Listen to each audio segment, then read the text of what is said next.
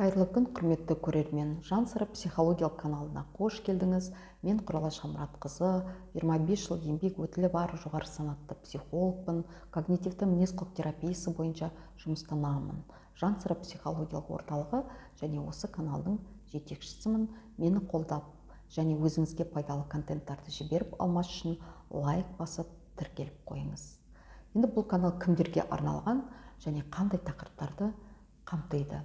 Ең бірінші, бұл канал өзін және басқаны танимын, өзгеремін және дамимын деген ниетті адамдарға арналған.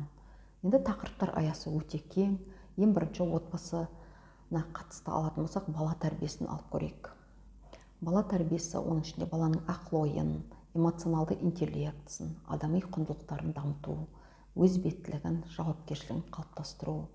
Баланың дағдарыс жастары бар. Сол дағдарыс жастарында нені білу керек, баланы қалай қолдау қажет, я болмаса жас ерекшелігіне сәйкес жыныстық тәрбиені қалай беру керек деген сауалдарға жауап беретін видеоконтенттер болады.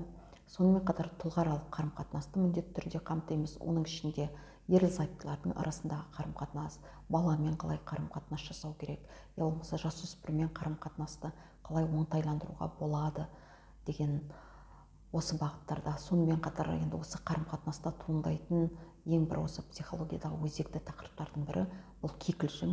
Сол кикілжіңді қалай сауатты шешуге болады, кикілжіңде қандай ұстанымдарды ұстанған жөн, я болмаса кикілжің жағдаяттарында қолдау тобын қалай таңдау қажет деген сұрақтарға жауап беретін видеоконтенттер. Сонымен бірге жалпы адам кемел тұлғаға айналу үшін, даму үшін тұлғалық оған кері әсер ететін мысалға өзінің терең пайымдаулары, ойлары болады және негативті эмоциялары болады. Осы өздерінің ойының өзі теріс болса, содан кейін туындайтын эмоция ол бір-бірімен байланысып жатыр ғой. Осы жерде оны позитивтіге ауыстырмаса, оның іс-әрекеті де адамның дұрыс болмайды да. Сондықтан осының қандай заңдылықтары бар, осыған біздер тоқталамыз міндетті түрде. Сонымен бірге адамның өмірінде түрлі қиын жағдаяттар болады. Мысалға, жақын адамнан айырылу, ажырасу, отбасындағы зорлық, зомбылық, осының барлығы адамға өте қатты әсер етеді, адамның денсаулығына әсер етеді.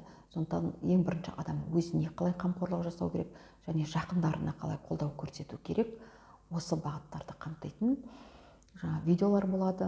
Енді өзімнің тәжірибеме сүйене отырып айтатын болсам, бұл тақырыптардың, аталған тақырыптар барлығын бірдей мүмкін қамтымаған да шығармын. Өте өзекті, маңызды тақырыптар болып есептелінеді және сізге пайдасы тиеді деген сенімдемін. Жалпы тақырыптардың аясын біз кеңейтіп отырамыз. Сөзсіз әрбір видеоларды көргеннен кейін сіздің кері байланыстарыңызды оқып, танысып және сіздің ұсыныстарыңызға да қарай тақырыптарымыздың аясын кеңейтеміз. Әрбір адамның бақытты болуы өз қолында. Сондықтан бақытты болудың жолы білім мен іс-әрекетті дұрыстауда. Келесі кездескенше.